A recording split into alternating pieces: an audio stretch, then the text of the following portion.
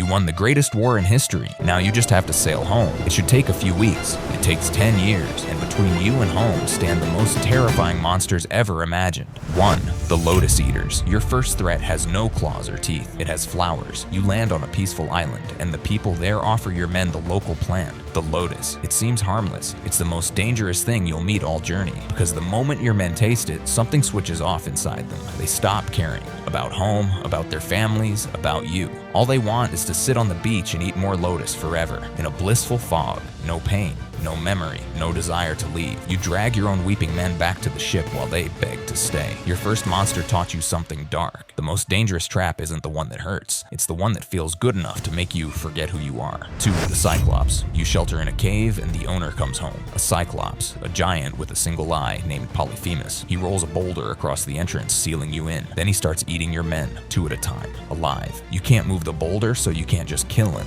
You outsmart him. You tell him your name is nobody, get him drunk on wine, and when he passes out, drive a burning stake into his single eye. He roars for help, and the other Cyclopes call out, "Who is hurting you?" He screams, "Nobody is hurting me," so they leave him alone. You escape, but as you sail away, your pride gets the better of you, and you shout your real name across the water. That dooms you, because Polyphemus is the son of Poseidon, god of the sea, and now the god who controls every wave between you and home knows who blinded his son. 3. The Laestrygonians. You send scouts onto a new island. They find a friendly girl who points them home. Then her father arrives, the size of a mountain, and hungry. They're the Laestrygonians, a whole race of giant cannibals. This isn't a clever cave escape. It's a slaughter. They stand on the cliffs above your fleet and hurl massive boulders down, smashing your ships to splinters. You started with 12 ships. You leave this island with 1. In minutes, most of your crew is gone. The Cyclops was one monster. This was an army of them, and there was nothing to do but run. 4. Circe. Your starving men find a house in the woods where a woman welcomes them in and feeds them warm stew.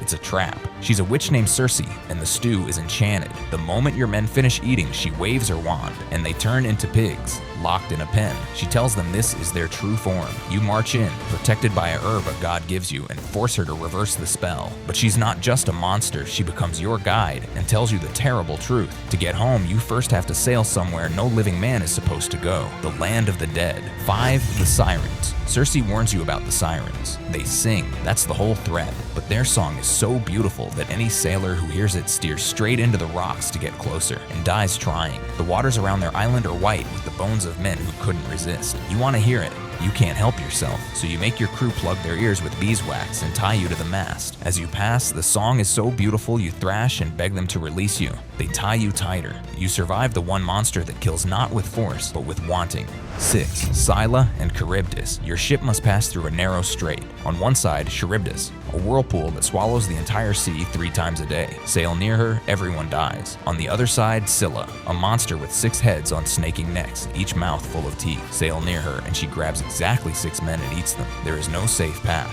Circe told you the cruel math. Lose 6 to Scylla, or lose everyone to Charybdis. So you make the coldest decision a leader can make. You steer toward Scylla. And you don't warn your men. Her 6 heads dart down and snatch 6 of your crew, lifting them screaming into the air. But the ship survives. You traded 6 lives to save the rest, and carry it forever. The final monster. You survive them all: flowers, the giants, the witch, the song, the beast. After 10 years, you reach home, but your house is full of over 100 men who've taken over your kingdom and are trying to marry your wife, certain you're dead. So the man who blinded a Cyclops and outsmarted a whirlpool has one last fight. But the real lesson of the Odyssey was never about the monsters outside. Every creature you beat the same way, not with strength, but with cunning and refusing to give up on home. The monsters were never the hard part. The hard part was staying yourself long enough to get back.